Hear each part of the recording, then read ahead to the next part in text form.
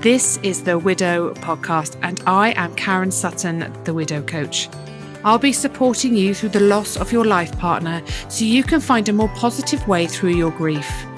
I want to give you hope after loss and to know that when you are ready, you can create a meaningful life for yourself with the help of me, Karen Sutton, and the Widow Podcast.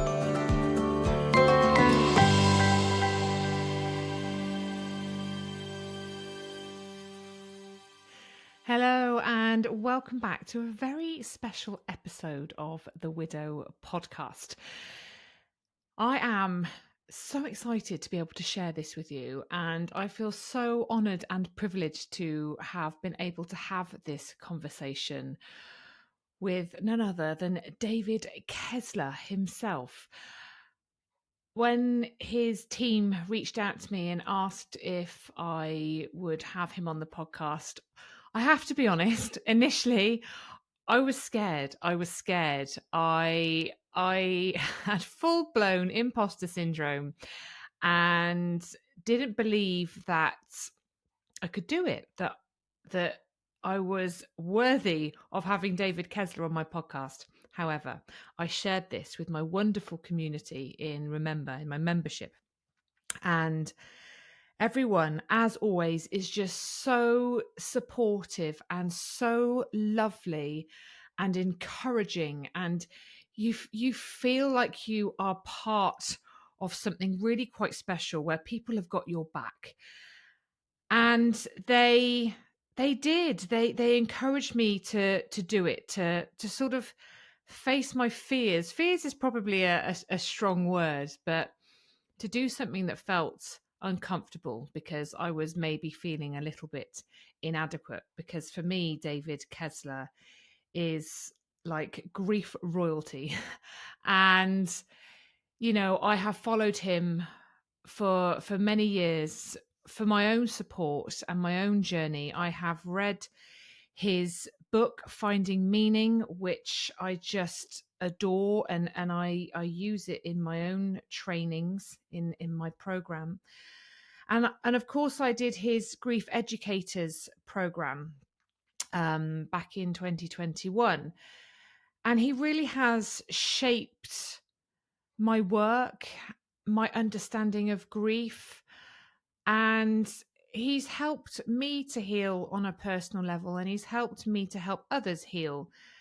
And to be able to meet David and speak to him was a wonderful experience. He came to talk about his new workbook. So he wrote his book, Finding Meaning, and he has now created Finding Meaning, the workbook. And it really is incredible. You know, David is one of the world's foremost experts on grief and loss. He has experience with thousands of people on the edge of life and death. And, you know, he really does understand the secrets to living a happy and fulfilled life, even after life's tragedies. David shares his own tragedies in this conversation, where he witnessed a mass shooting in America at the age of 13, and then 2 days later, his own mum died. And how, you know, in his adult life, he lost his son, David, in 2016. He was 21 years old. And after his son died, he really felt that there was more. There was more for him to explore and share with the world, and he did.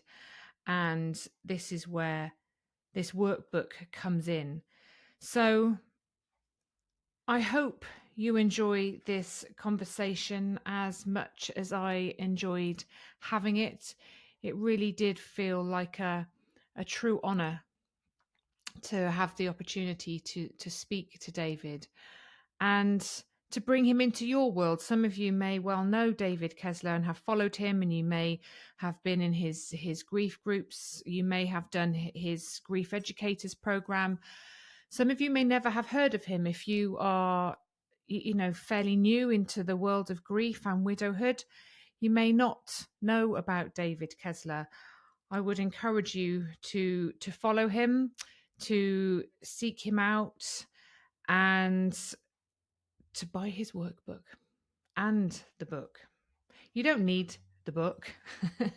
You don't need the book Finding Meaning to do the workbook. It's a standalone workbook. However, I really do think the book is worth a read. David's language around grief and loss, and his ability to help us excavate the pain so that we can work through our loss, working towards meaning and living. And I think the end goal here, as David always so beautifully says, that really spoke to me when I first heard him say it and still does. I think what we're all working towards is to be able to remember our person with more love than pain. And it is possible. It is possible. So thank you for being here. Thank you for listening. I hope you enjoy the conversation. David, hello, and welcome to the Widow podcast. This is just such an amazing honor for me to get to speak to you and meet you. I've been following your work for a very long time, and it's just so lovely to have this. So thank you for being here and sharing your important work. So, Karen, thank you for having me on. I appreciate it. Bless you. Thank you. We'll start. Let's start with you just introducing yourself a little bit. I obviously don't think many people listening will not know who you are, but those new into the world of grief, obviously, we come into this world and we are desperately looking for people to guide us. Which is how I found you. And people do come into my world desperately looking for people and might not yet have found you. So would you like to just give us a little introduction, David, into who you are and what brought you into the world of grief, if you're happy to share that, of course? Sure. I grew up with a mother who was in and out of the hospital, and she was sick, but I just thought that mums were sick, and I didn't realize how sick she was. And when I was 13, she had to go to the hospital in the big city and hours away, and we were at a hotel across the street.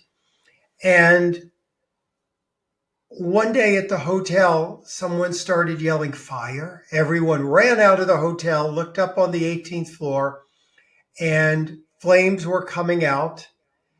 The fire trucks pulled up, extended their ladder, and shooting began.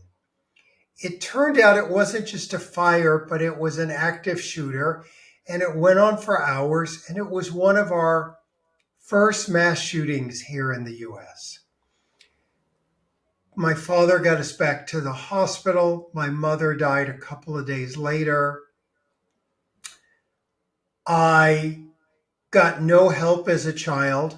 The only advice I got was stay strong. My father wouldn't talk about it.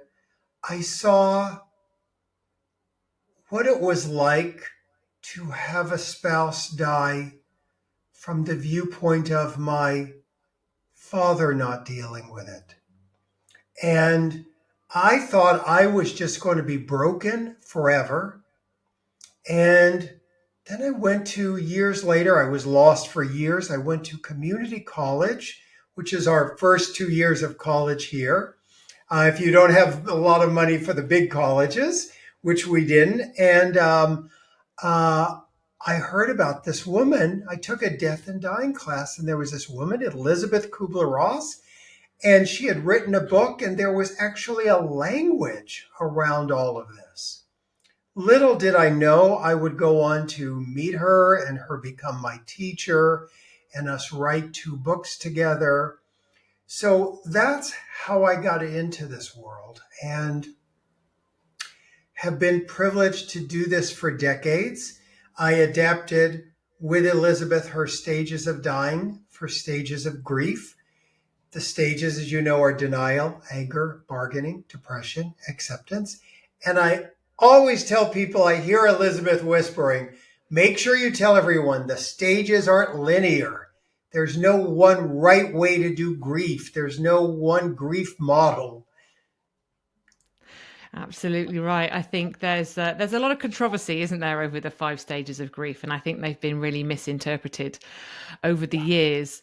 But there's a lot in them, I think, that speaks to grievers, and allows us, like you say, that language piece and that understanding is so important, and it's not something that we inherently have because we're not talk about it. You've said so many times before that we do live in a grief illiterate society. We aren't taught how to grieve, how to speak about it, how to express our Right. grief and our feelings. So when meeting Elizabeth Kubler-Ross and your story is just incredible, and how you came into this world, but learning that language around grief and loss and death and dying, you have an incredible way of articulating how grief is. And obviously I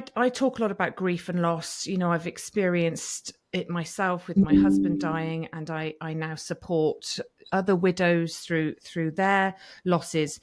You support all people with all losses, and your word choice and your language with it I think is so clever, David, because you do it in such a way that expresses empathy and compassion.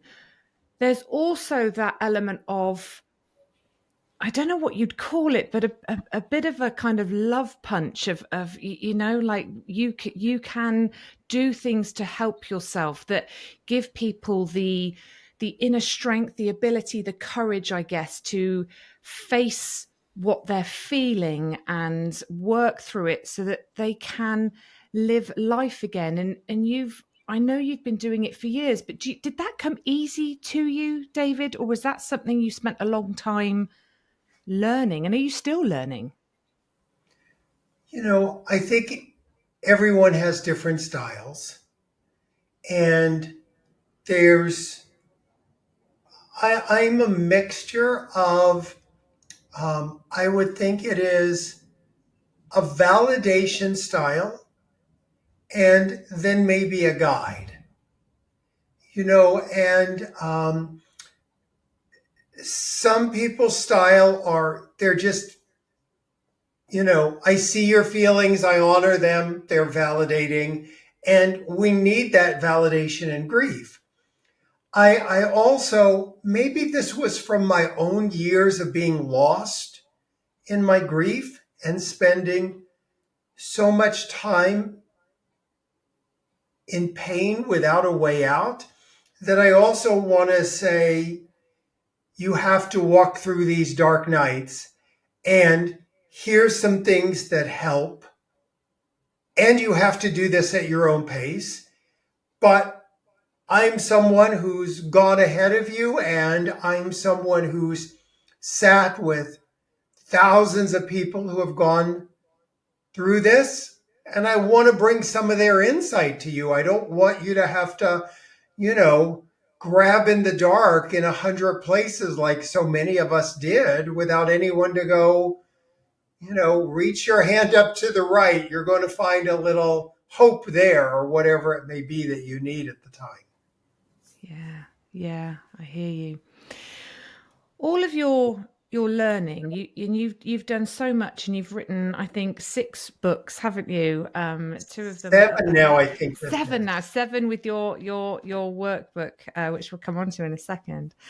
And you've made a huge difference in the grieving world, and everything that you've accomplished and learnt and created, and I know you've even met Mother Teresa, haven't you, in your work, which I is always just say, listen, there's a lot of people who have written, more people than not, have written a lot of wonderful grief books. And I really got on the map because of these two women, Mother Teresa and Elizabeth Kubler-Ross. I mean, they're really the ones that sort of put me on the map in the beginning, and I'm forever grateful to them.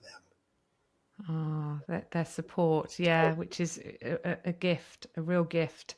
I guess they were a gift to you, and you are a gift to all of us in sharing the work that you do. Did you lost your mum at 13, and you experienced the mass shooting, and you went on to work with death and dying and grief and loss. And I know, very sadly, you lost your son David in 2016, and I'm really sad and sorry about that, David. It's the loss that we can't imagine, isn't it? Did the work that you've done and the grief that you'd experienced, did that help your grieving process when your son died, or was it just so different that you had to navigate it differently? You know, I probably mistakenly thought after such grief in my childhood that it was behind me. Like, oh, and when I turn 90, I'm going to, like, have my friends and family die because we're all getting old. I didn't expect this. I work with people all the time who have children die. I didn't expect to be one of them. It was brutal, as anyone would imagine it was, and some days still is. I think that, I had forgotten the intensity of the pain of grief. I I was curious, gosh, I hope everything I've been teaching all these years and helping, I hope it still works and I was doing the right thing. But boy, the pain, I'm like, oh gosh, I didn't realize how intense that pain could be. And the other thing I learned, I got to tell you, I was someone who would say, go to a grief counselor, go to a grief group. Like I would do it like I was handing out candy. Like, just go do this. When I had to go to a grief group, it took me 3 times. And I went, if I'm a grief specialist and I can't get to a grief group, I forgot how hard it was to show up for ourselves in our pain. And I mean, one of the ways it's changed me now is when people show up for like my online grief groups or the certificate program for the grief educators or anything, I applaud people. I'm like, wow, it's a big deal to show up. And I think I get that more. I think also, um, I did go, yep, you're in denial. Yep, you're angry. Yes, you're bargaining all the what ifs. Yep, you're. And then when I thought about, I'm going to have to accept this someday, I was like, acceptance just can't be enough. I can't just go, okay, I accept it. It happens. I wanted there to be more. And I started researching meaning. I went back and read Viktor Frankl's work, Man's Search for Meaning. I studied meaning. I was so curious about it. How does it work? Does it help? And as I connected with it, it didn't take the pain away, but it gave it a cushion. And I realized one of the things that gets confusing about meaning is people, when they hear meaning, will go, there's no meaning in a spouse's death. There's no meaning in a child dying or a murder or all the horrible things. That there's no meaning. Meaning's not in the horrible event. Meaning's in us. It's what we do after. And, given that I was with Elizabeth Kubler-Ross's publisher for years, they, immediately went, this is the sixth stage. And I went, well, I don't know if it's the sixth stage. And I was so honored. They asked the Kubler-Ross family and her foundation um, if they would allow a sixth stage, and they said yes, and I'm so grateful to them for that. And so it was a chance in my writing to just go back and tell people again about here's the reality of the stages, because the media has tried to make it into 5 easy steps, and there's nothing easy about grief. And there's no steps or stages that, you can condense every emotion down to.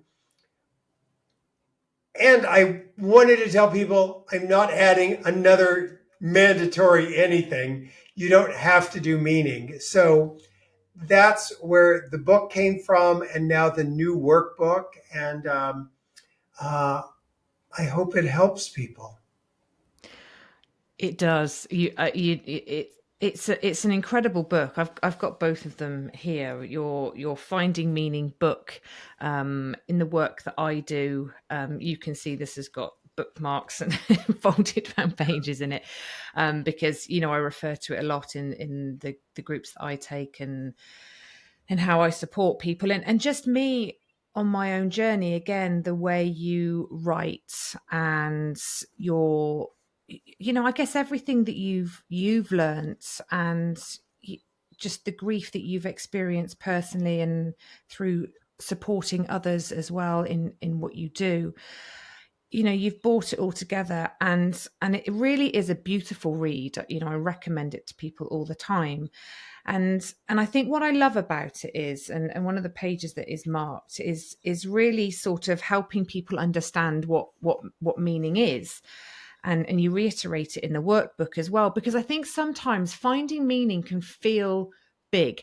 And when people that maybe you follow on social media, you read their books, maybe people follow you, maybe some widows follow me, and we talk about finding meaning, and they might look at us and think, oh, have I got to do something really big? Have I got to start up a new Yes. business? Have I got to write a book? Have I got to do a podcast? Have I got to set up a charity? Charity, a foundation. Yeah. Yeah. So And it can feel overwhelming, can't it? well, here's the thing. It's interesting. And I tell people with the new workbook, they can go right to the workbook. They don't have to get the other one first. But either way, finding meaning, people see the title and think, oh, this is the manual on how to do that.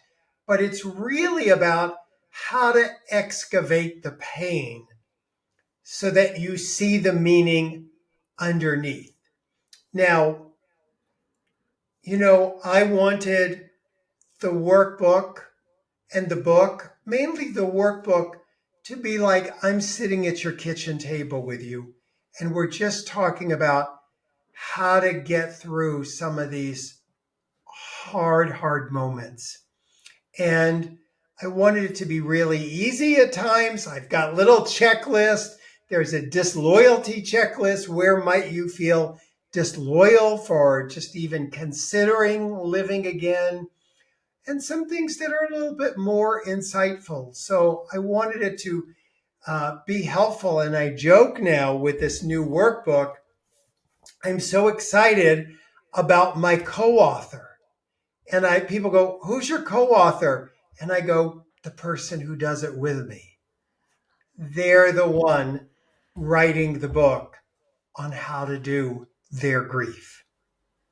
I love that, because in the workbook, and again I've got it here. There are spaces in the book to write and reflect, and I think the exercises are just brilliant. Obviously, some of them I learned through doing your program, the Grief Educator program, but some of them are maybe different, and how they're worded and presented. And they're just utterly brilliant, and they take you on a journey, and how lovely to have that to reflect on as you navigate your journey. It's such a beautiful book. Like you say, you can use it to complement the book Finding Meaning, or you can have it on its own. But you have said there's some AI copies out there, Yes. David, that people are trying it's to... crazy that in our new world, that's why I always hold the book up for people to see it. In our new world, You can use this title, you can use this subtitle, you can use the same color and make an AI workbook. So I always tell people, look for the one that's by me, that's by David Kessler, Finding Meaning Workbook by David Kessler, or they can always go to grief.com or griefbook.com to make sure they get the right one. And I think this is, it's the one journey we all have to take in some way, and we don't want to. And we don't want to. And I've always said that, having a spouse die is like being a half a pair of scissors. And how do you go from we to I? It's just so, so brutal. And so I so appreciate the work you're doing. And one of the things that I really wanted this new workbook to be is a guide for therapists, clergy, coaches, everyone who's helping those who are bereaved and for the bereaved themselves. Yeah, absolutely. We all need that guidance, don't we? And to be able to share that. What would we talk about living in a grief illiterate society, and we do, and there are expectations, aren't there, out there on us and grief and how long it should take and how we should be doing it, and when you should have moved on from your loss. And that can feel like a lot of pressure. And again, it can be really hard, I think, to speak our truth and to share exactly how we're feeling with people, to find the words. And how do we lean into our own way of grief without feeling like we are expected to do it in another way that society thinks that we should, and giving ourselves the time and space that we need to do it? Well, a few things. The first thing is, it's not anyone's job in grief to make other people comfortable. And yet we all do that, don't we? We don't want to upset people. We don't want to make them sad. And I always say it's not our job to make our grief digestible for others. This is really horrible what's happened when you're in grief, and you shouldn't have to be different than you are. And in our grief illiterate world, your grief is going to make other people uncomfortable. Many people in their relationship, in their marriage, they had all these friends who were couples, and they're their closest friends. And then your spouse dies, and suddenly they're going to have one dinner with you. Like, check, we took the widow or the widower out to dinner. But then after that, you make them uncomfortable. You're the third wheel. And you have to, we talk about secondary losses. You can lose your community and have to start again.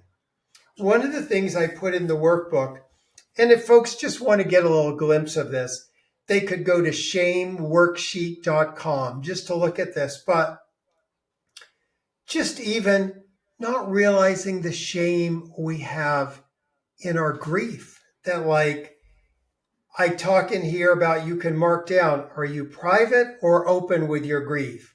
When you meet strangers, when you're at work, when you're with your friends. And you can suddenly, like most people go, well, I don't have any shame around my grief. And then you realize, oh, I don't. When you do that little sheet, you go, oh, look at this. I'm not talking about my grief in a lot of places. Yeah, absolutely. That reflection piece, isn't it, to help you gain that awareness around how you are showing up and being in your grief.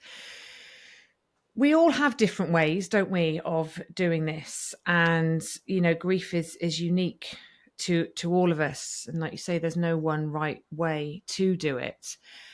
This can cause a clash, can't it, in families? So with parents and their children, or people with their in-laws if a spouse dies, because we have different grieving styles and we show up in different ways in our grief. And I think we sometimes feel when we step into the world of grief that there is only one way to do it, and we all should be doing it in the same way.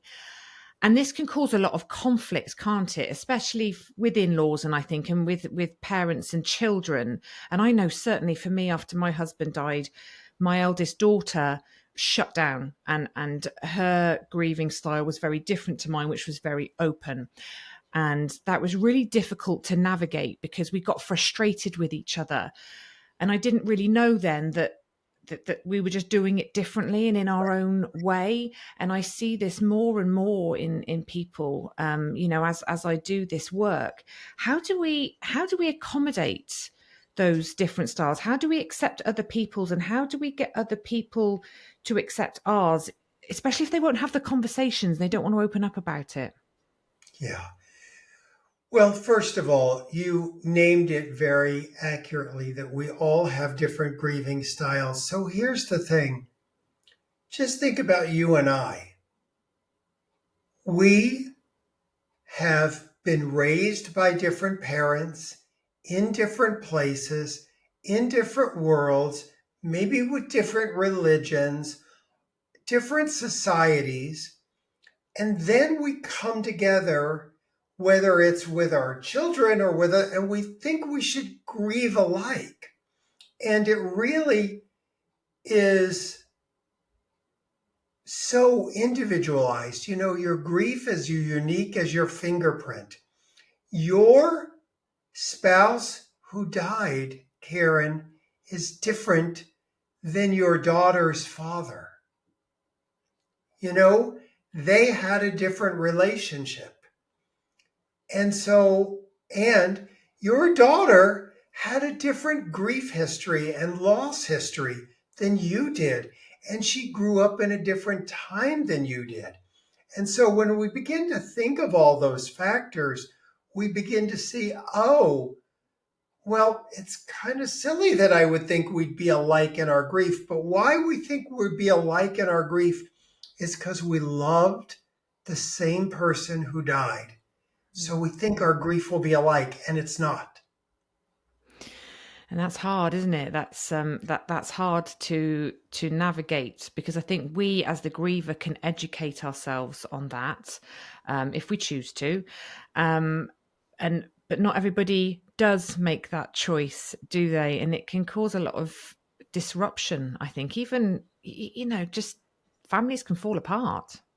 Absolutely. Listen, my older son, there was no part of him that wanted to do his grief like me.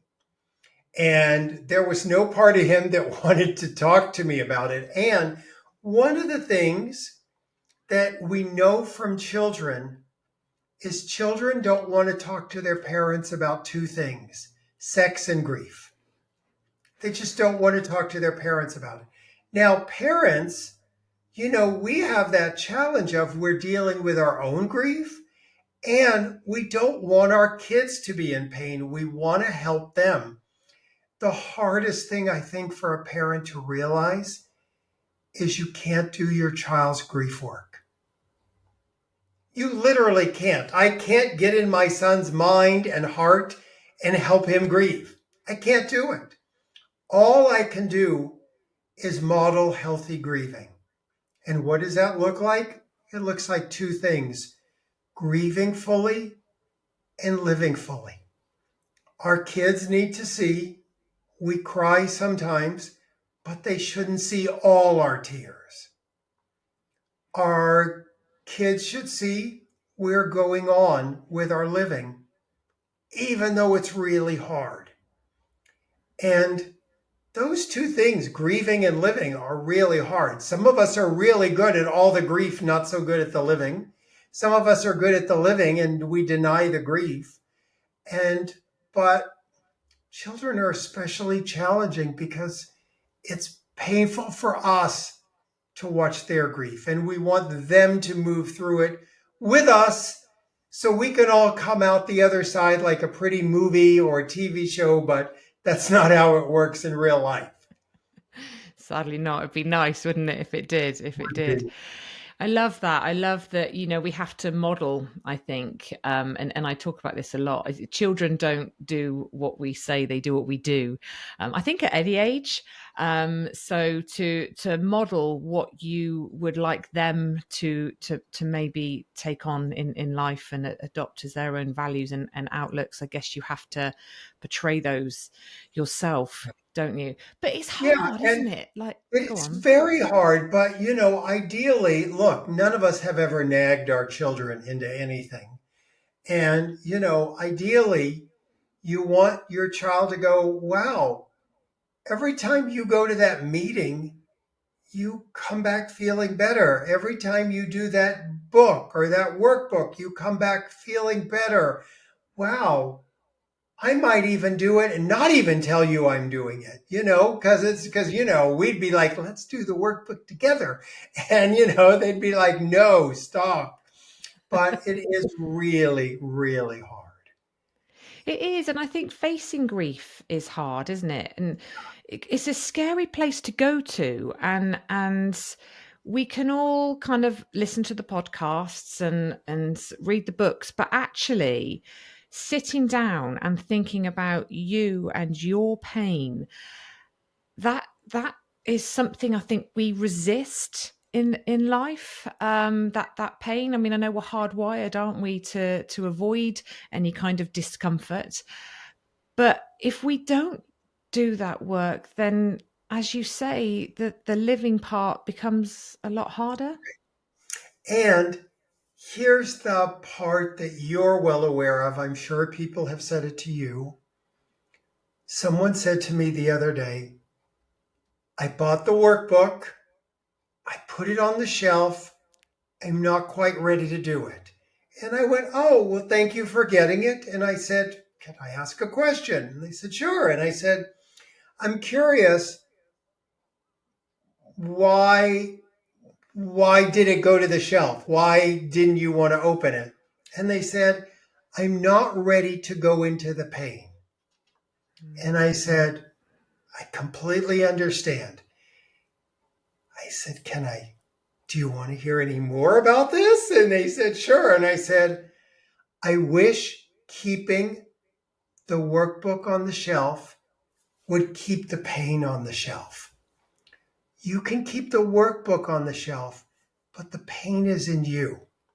And Karen, I'm sure you've heard it. Someone's like, oh, I can't listen to podcasts. They're just too painful. And I think we get this idea that the pain is in the workbook, the pain is in the book, the pain is in the podcast, the pain is in the group. And I tell people, oh, I wish that was true. The pain is in us. If we don't listen to the podcast or go to the group or do the workbook, it's fine. We get to do it in our own way at our own time. But don't have the illusion that you've missed the pain. It's with you. It's there all the time. You feel it. Yeah. The workbook is how you get the pain from in you out onto the pages. I love that. And in the doing of that, you create space for the life, I think. Yes. And that's, ultimately you have this wonderful phrase to remember your person with more love than pain. Yeah, when Um, people ask me what's the goal, I say to ultimately remember with more love than pain. But in your own time and in your own way, no one can force us to do that or, give us the speed. And I think one of the challenging things is there's an old quote, I think it's Rumi, that says, if you're going on a great journey, don't ask the person for advice. I'm paraphrasing it, obviously. Don't ask the person for advice that's never left their house. You know, how many people who have had a spouse die get advice from someone who's got a healthy living spouse telling them what to do? And it's like, well, you haven't been on this journey. Or someone else's spouse did die and they're telling you what to do, or that you're doing it wrong, or what you should do, or you should move on or get over it. They had a different spouse than you. No wonder they can do it differently. They had a different spouse. yeah, absolutely. It's so true. So true. How do we give ourselves permission to live again alongside our loss? Because that's something that is wrapped in guilt and shame and betrayal, Yeah. and fear of judgment. How did you do it? How do you help others do that, David? You know, decades ago, maybe even 100 years ago now, the only people who wore black were those in mourning. And at 1 year, you would meet with the clergy, and the clergy would say to you, you can now take your widow's weeds off if you want, or you can keep them on for longer, but you now have permission to begin living again. And here's the thing in our modern world. We know grieving is organic. I always say, you come from a long line of dead people. Every, person, every ancestor has died. We know how to grieve. But we don't have any moments, and there's no timeline in grief. There's no anything has to be a year or anything. But there is no moment anymore where we go, oh, it's okay to begin exploring to live again. We don't have that moment. And we all have to figure it out for ourselves. And I tell people, especially those who have had a spouse die, who do say, wait, if I'm living again, I'm betraying them. I will say, your vow was till death do you part. And you fulfilled your contract. You kept your vow. You did it. Well done. And now, grieve fully, and when you're ready, begin to look at living again in honor of them, because of them. One of the things we often feel like is that we're connected in pain. People will say, well, you're telling me to get rid of the pain. I'll lose my connection to my spouse. I'll go, no, you won't. When you release the pain, eventually in your own time, and you have to feel it, there's no other way to go around it. When you do that, you can then finally be in a place to connect with only love. You're never going to lose your connection. You're never going to forget them. It's so funny, isn't it? I remember being like this after Simon died, because I became connected to the pain, and I felt that the pain was the Yeah. only way that I could continue to love him and grieve him and keep that bond with him. And when that started to shift and soften and change, and the love kind of started to come through more so than the pain, that was a really difficult transition for me, do you know, because I kind of felt like, well, if I'm losing that pain, I'm Yeah. losing that connection, I'm not loving him as much. And we do have this inner belief, don't we, that is how we stay connected. But it's interesting because we're so worried about losing that connection to them. We're so worried about not loving them anymore. But actually, even if we tried to do that, even if that was our goal, to stop loving and to move on and forget, we couldn't. I don't Yes. believe it's Correct. actually even humanely possible. But yet we fear it so much, and it can really hold us in a place of discomfort for a very long time. But nobody, unless you come out and you do the work and you explore these things and you buy your books and listen to the podcasts, these things aren't known, are they? And aren't understood by people. And that's really sad.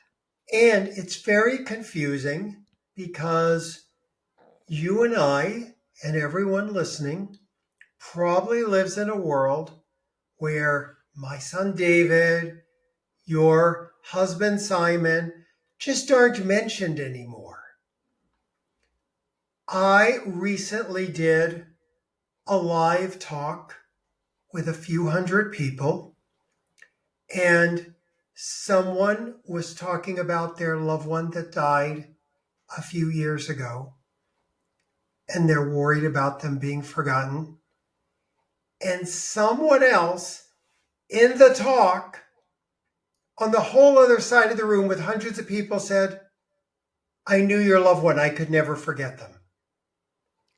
But because they don't get talked about, people go, oh, there's Karen. Don't mention Simon. We don't want to upset Karen. You think, I think the world forgot about Simon. And the world just doesn't know how to say it, how to talk about it. They don't know that you can continue your life and hold Simon in your heart and in your space. And it doesn't ruin the moment, it's part of the moment. That is so true and so beautiful, isn't it? Because I think it's just one of the greatest gifts people can give you, actually, is to say their name, is to share a memory, is to bring them into the conversation. Yes, there might be a tear. There might not be. There might be a laugh. You know, it might be a really uplifting, beautiful moment, because that is such a fear, isn't it? That they will be forgotten and no longer talked about and remembered, and we don't want that. You know, we want them to Yeah. carry on. We want their legacy to carry on, and we want to continue honoring them. I have a online group, Tender Hearts. There's people from all over the world in it. We have 26 different groups, you know, people who have had the death of a spouse at all different ages. Because if your spouse dies and you're 40, it's a different experience than your spouse dies and you're 78. And one of the things I start with is I ask people if they ever come on to talk to me. I say, and it's a huge group. It's not like 6 people. It's a huge group. There's people who are in the background that have never turned their Zoom camera on, and that's fine. And others who are up front talking. And the thing is, I always start with, tell me your loved one's first name. And people go, why? Do you always ask that? And I go, because they're not a loss. It's not like, oh, hi, Karen, you had a loss. Welcome. No, it's like, Karen, what is his name? Simon. Oh my gosh. Simon was this person that walked the earth. It deserves a name. They're not just a loss, you know? Yeah, And absolutely. as long as we remember them, they can't fully die. Yes, so true. Keep talking about them. What do you see in your groups? I know you run so many, but in your loss of a partner groups, what do you see as the biggest challenges widowers have after the loss of a life partner? I think the first one is just swimming through that river of pain. I think it's just, it's more intense than anyone imagines. I think then it is most people have built that life together with someone, and they've now been ripped off that path and have to rebuild a life on their own. And you you haven't been just you on your own. You don't even know where to begin or how to begin. And I think to talk to other people, the amazing thing in the groups is I always say we find ourselves in each other's stories, and we find our healing in each other's stories. And that's why I love group work. And, I really wanted to make it accessible for everyone. No one's ever turned away for lack of funds. I wanted it to be there. And, we have and I think, there's a session that many times people from the UK are on. There's another one that people from Australia are on, and the US and Canada. And you realize in Ireland, you realize, oh my gosh, this is universal. You think you were crazy sitting in your room thinking this, and someone across the world thought the same thing. And you're like, oh my gosh, I'm not crazy. I'm just in grief. Yeah.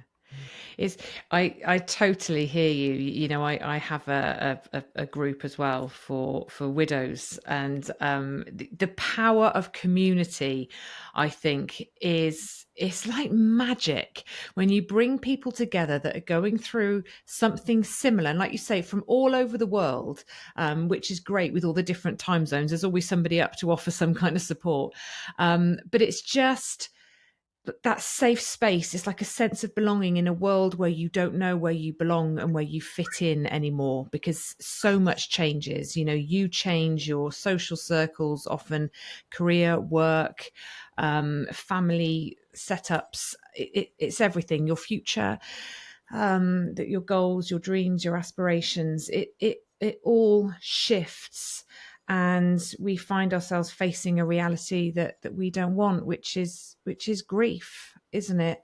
It's that change, you know, that you didn't want, as you say.